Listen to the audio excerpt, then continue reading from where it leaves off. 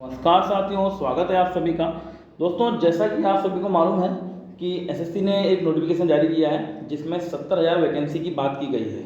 तो अगर ये वैकेंसी आपकी आती हैं तो आप लोगों को अभी से ही तैयारी करनी पड़ेगी, तब जाके आप इसमें कुछ कर सकते हैं। तो इसी क्रम में मैंने यहाँ पर मैथ की क्लास शुरू कर दी है। सबसे पहले मैंने यहाँ एसएससी सीएचएसएल के पुराने पेपर में आए हुए कुछ क्वेश्चन लिए हैं जो कि आपके लिए इंपॉर्टेंट हैं और आपको पता भी होना चाहिए कि सीएचएसएल में किस तरह के क्वेश्चन आते हैं। फिर मैं सीजीएल वगैरह के भी क्वेश्चन यहाँ पर लूँगा, एसएससी जीडी के भी क्वेश्चन लूँगा। तो और बाकी एक रेगुलर क्लास भी हम यहाँ पर चलाएंगे। तो सबसे पहले आपको क्वेश्चन मालूम होना चाहिए कि किस तरह के क्वेश्चन इसमें पेपर में आ रहे हैं और अपना लेवल भी आपको मालूम पड़ जाएगा कि हमें कितनी तैयारी करनी है। तो शुरू करते हैं आज की क्लास को। और हाँ, शुरू करने से पहले जो लोग चैनल पर नए हैं, जो पहली बार आए हैं, वो चैनल को सब्सक्राइब कर लें और वीडियो पसंद आए तो वीडियो को लाइक और शेयर जरूर करें। तो क्वेश्चन नंबर 1 आपको दिख रहा होगा यहाँ पर, tan स्क्वायर एक्स बराबर 1/3। तो cosec 2x का मान ज्ञात कीजिए। x भी दिया हो सकता है, थीटा भी दिया हो सकता है, कुछ भी यहाँ पर नंबर हो सकता है, a b c d, उससे फर्क नहीं पड़ता। तो देखते हैं इस क्वेश्चन को। थोड़ा सा इसको स्क्रीन में साइड में कर लेता हूँ छोटा करके, ताकि यहाँ पर लिखने के लिए जगह मिल जाए। तो tan स्क्वायर एक्स का मान 1/3 दे रखा है। अगर मैं स्क्वायर हटाऊँ तो केवल क्या बचेगा हमारे पास, tan x, और स्क्वायर हटेगा तो सामने रूट लग जाता है, अंडर रूट हो जाता है। तो 1 का रूट तो 1 और 3 में रूट लग जाएगा। और tan में 1/√3 किसका मान होता है? आप कहेंगे tan 30 का मान होता है। किसका मान होता है? ये होता है tan 30 का, बराबर tan 30 का मान है। तो ये भी tan x, यहाँ भी tan, यहाँ भी tan। अगर हम tan से tan खत्म कर दें तो x का मान कितना मिल जाएगा आपको? 30 डिग्री। x का मान कितना मिल जाएगा? 30 डिग्री। अच्छा, ये मान आपको जरूर मालूम होना चाहिए। ये टेबल मैं आपको बनाना सिखा दूंगा कि कैसे टेबल बनती है, और याद भी करा दूंगा कि किस तरह से टेबल याद करनी है।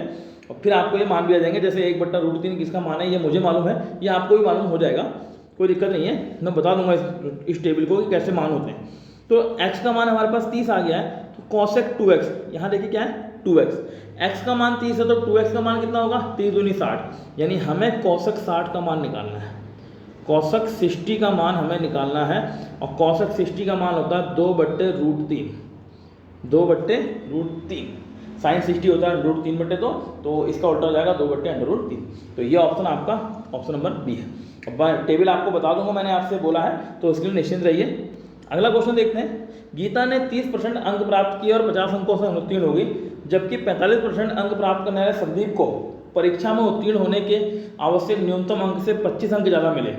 तो 64 अंक प्राप्त करने के लिए विमल को कितने अंक लाने होंगे? तो देखो भाई, इस तरह के क्वेश्चन में हमें क्या करना है, जो बच्चा फेल हो रहा है उसे पास कर दो, और जो एक्स्ट्रा नंबर ला रहा है उसके एक्स्ट्रा नंबर काट दो। जैसे पहले एक बच्चा लाया, कितने परसेंट अंक लाया? 30% नंबर लाया। कितने से फेल हुआ? 50 से, तो इसको 50 दे दो, हो गया पास। और बराबर में क्या करना है, जो बच्चा नंबर ज़्यादा लाया, जैसे कि दूसरा बंदा 45% लाया, 45% लाया, और ये एक्स्ट्रा नंबर लाया, कितने नंबर एक्स्ट्रा लाया? ये 25 अंक ज़्यादा लाया, तो इसके 25 अंक काट दो। अब परसेंट को परसेंट के साथ ले लो, 30% को 45% के साथ ले जाएंगे वहाँ, तो घट के बचेगा 15%, और ये 25 50 में आगे जुड़ जाएगा, हो जाएगा 75। तो 15 पर 5 75, यानी कि 1% की वैल्यू हो गई 5 नंबर। और हमें क्या निकालना है? हमें निकालना है, ये देखिए यहाँ पर 64% अंक प्राप्त करने हो, तो 64% की वैल्यू कितनी हो जाएगी? 64 से गुणा कर दो, ये हो जाएगा 320, ऑप्शन नंबर बी। आगे बढ़ते हैं। Question number 3।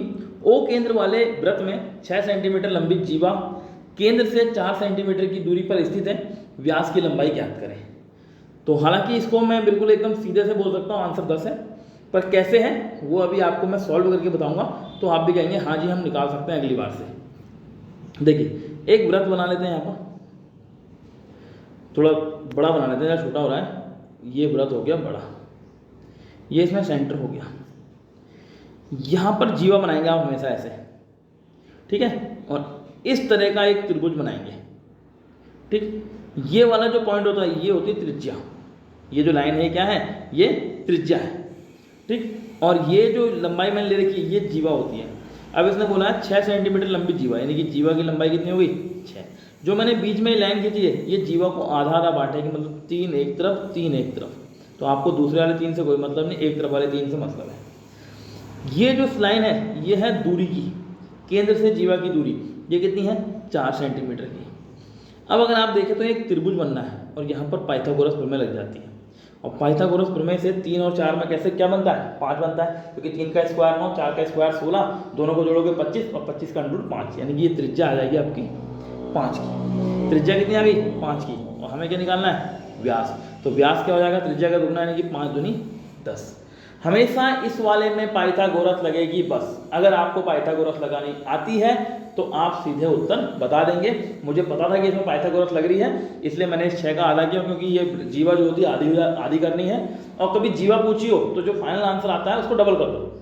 जीवा दी है तो आधा कर दो, और जीवा पूछी है तो डबल कर दो। तो यहाँ पर क्या कहते हैं, 6 दिया था, मैंने इसको आधा करा, 3 4 से 5 बनता है, 5 का डबल करना था क्योंकि व्यास पूछा था। त्रिज्या पूछता तो सीधे 5 आंसर आया था। अगला क्वेश्चन है, समूह ए के 30 व्यक्तियों का औसत वजन समूह बी के 25 व्यक्तियों के औसत वजन से 3 किलोग्राम अधिक है।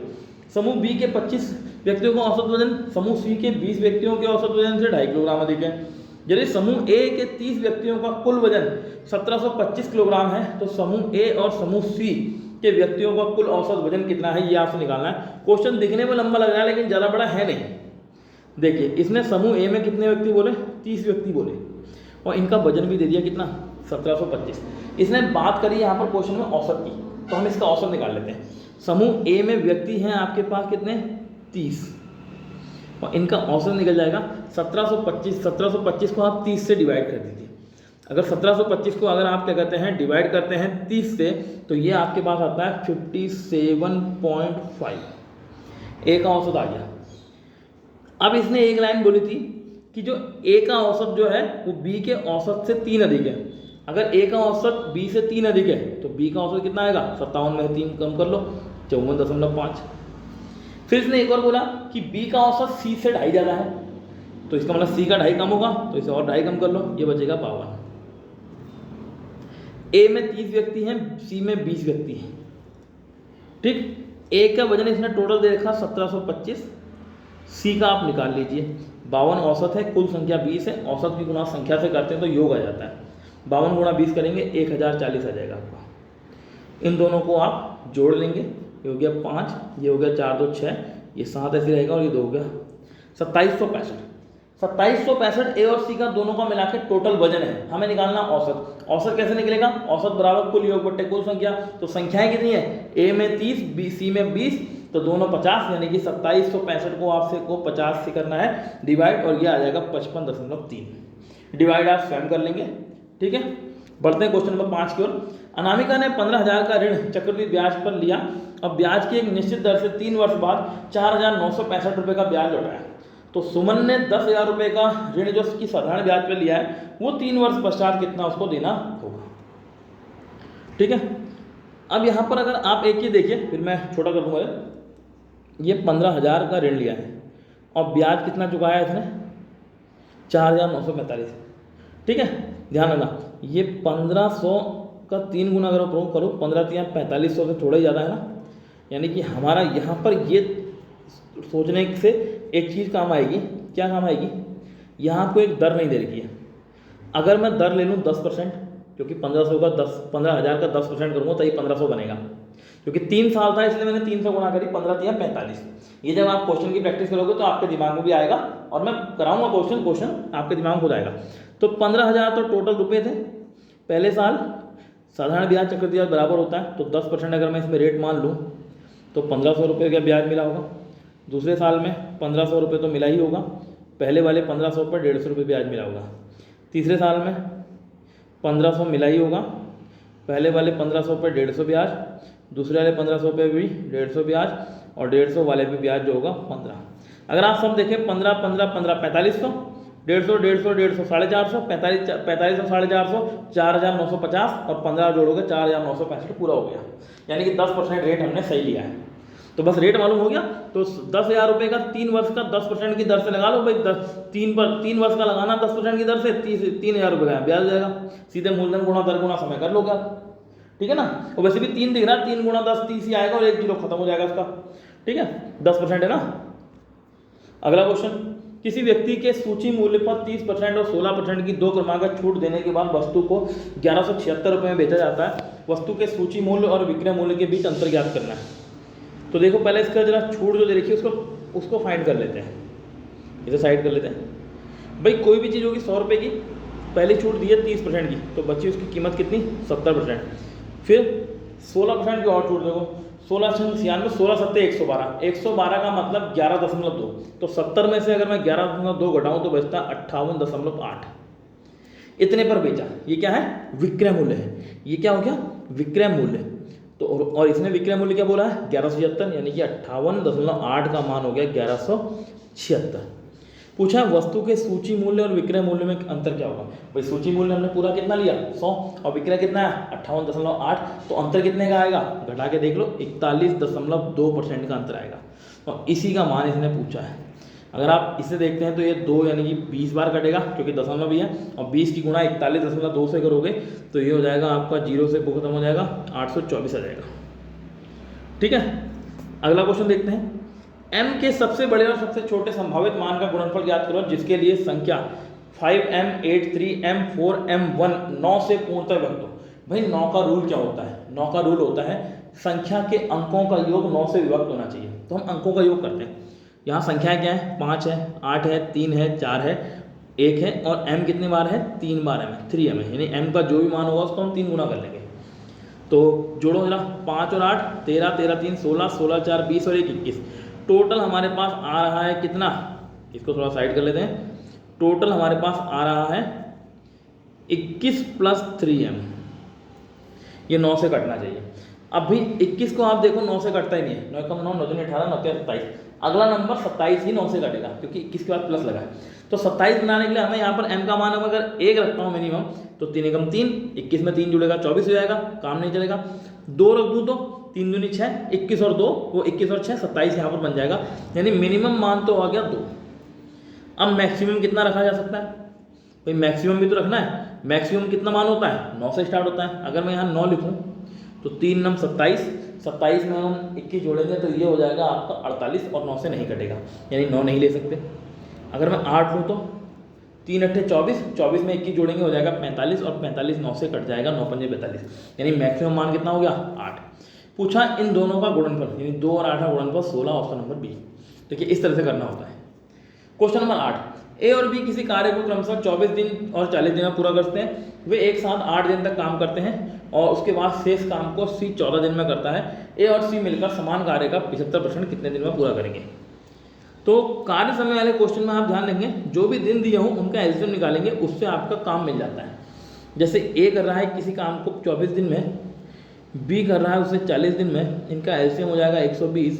24 से भाग करेंगे 5 क्षमता इसकी, 40 से भाग करेंगे 3 क्षमता बी की। दोनों ने मिलकर काम स्टार्ट किया, दोनों की क्षमता 5 3 8, 8 क्षमता से 8 दिन तक काम किया, 8 दिन तक, तो 8 8 64 काम इन्होंने कर लिया। 64 हटा लो क्योंकि शेष काम की बात हुई है। तो अगर हम 120 में से 64 हटाते हैं तो बचता है 56। इस काम को सी ने किया है कितने दिन में 14 दिन में। अगर सी इस काम को 14 दिन में करता है तो 14 से भाग करूंगा, 14 चक्को 56, 14 चक्को 56। सी की क्षमता कितनी आती है 4, सी की क्षमता आ जाती है 4। अब ये कह रहा है कि ए और सी को मिलाकर 75% काम कराना है। टोटल कितना है, टोटल 120 है। मैं अगले पन्ने में ले लेता हूँ इसको। टोटल कितना है 120, इसका 75% काम कराना है किससे, ए और सी से। भाई ए की क्षमता कितनी है, ए की क्षमता 5 है, सी की क्षमता कितनी निकाली हमने 4, यानी टोटल मिला के क्षमता कितनी 9, 9 से डिवाइड करना है। 25 या 75, 25 चक्को 100, 3 से कटा 3 बार 9 और 3 से कटेगा 120, कितने बार 40 बार, और 4 से 40 कट जाएगा कितने बार 10 बार, यानी कितना आंसर आ जाएगा आपका 10, जो कि ऑप्शन नंबर डी में है। बढ़ते हैं अगले क्वेश्चन की ओर। किसी धनराशि को ए बी सी में क्रमशः 2 3 7 के अनुपात में विभाजित किया गया है। यदि बी का हिस्सा 15,000 हो तो बी और सी के हिस्से का अंतर ज्ञात करो। भाई बी का हिस्सा कितना है 3 अनुपात में, तो 3 का मान 15,000। अब इसने क्या बोला, अब इसने बोला है बी और सी के हिस्सों का अंतर। तो भाई बी और सी के हिस्सों का अंतर 3 और 4 का, वो 3 और 7 का अंतर कितना 4, इसका मान कितना होगा। 3 से कट जाएगा 3 पंजे 15, यानी कि 5,000, और 5,000 की गुणा हो जाएगी 4 में, 5 चक्को 20,000, ऑप्शन नंबर ए। देखिए कितना सिंपल क्वेश्चन था। अगला क्वेश्चन है, कोई कार 40 किलोमीटर प्रति घंटा की चाल से 48 किलोमीटर दूरी तथा 65 किलोमीटर प्रति घंटा की चाल से 52 किलोमीटर दूरी तय करती है। कार की औसत चाल ज्ञात करो। भाई औसत चाल के लिए फॉर्मूला होता है औसत कुल दूरी बट्टे कुल समय। कुल दूरी हमारे पास है, एक बार 48 किलोमीटर है, और एक बार 52 किलोमीटर है। 48 52 100 किलोमीटर हो गई दूरी, परंतु समय नहीं है, अलग अलग चाल है। तो समय क्या निकलता है, दूरी बट्टा चाल, समय निकल जाएगा। और 52 को 65 से भाग करोगे बट्टे में तो ये भी समय निकल जाएगा। अगर मैं 48 से 40 को भाग करूँ तो आ जाएगा कितना, 12 को 48 यानी कि 1.2, क्योंकि जीरो भी है ना। और 65 से 52 को भाग करूँ, देखिए 1.2 अगर इसको 2 बनाया जाए तो 0.8 आ रहा होगा लगभग, ये 2 ऑटोमेटिक बन जाएगा। तो हमारे पास समय जो आ जाता है 2 घंटे आ जाता है। और दूरी मैंने आपको बताया था कितनी, 100, 48 और 52, 100 किलोमीटर की दूरी को 2 घंटे में तय करना है। तो यानी कि चाल कितनी चाहिए, 50 किलोमीटर प्रति घंटा की चाल चाहिए, ऑप्शन नंबर सी। तो देखिए ये थे क्वेश्चन हमारे कुछ CHSL में जो आए हुए थे। तो ज़्यादा टफ क्वेश्चन नहीं है, अगर आप थोड़ा सा मेहनत करते हैं तो CHSL और CGL की तैयारी भी आप आराम से कर सकते हैं। दोनों में से कोई एक एग्जाम तो आप निकाल ही लेंगे अगर ढंग से मेहनत करते हैं तो। और नौकरी इस समय कितनी मुश्किल है आपको मालूम है, इसलिए मैंने यहाँ पर एक क्लास भी शुरू करी है, ताकि आप में से बहुत सारे बच्चे जो SSC की तैयारी करना चाहते हो उनको यहाँ पर बेनिफिट मिल जाए। तो अगर आपको ये क्लास पसंद आई हो और आप चाहते हैं कि मैं रेगुलर इसको पढ़ाते रहूँ तो वीडियो को लाइक करें और कमेंट सेक्शन में मुझे बताएं कि हाँ ये क्लास मुझे चलानी चाहिए या नहीं। और उसके बाद हम देखते हैं, अगर कुछ बच्चे हैं इसमें तैयार होते हैं मैथ पढ़ने के लिए तो मैं यहाँ पर आपको मैथ रेगुलर पढ़ाता रहूँगा। तो ठीक है, मिलते हैं फिर अगली वीडियो में, तब तक के लिए नमस्कार।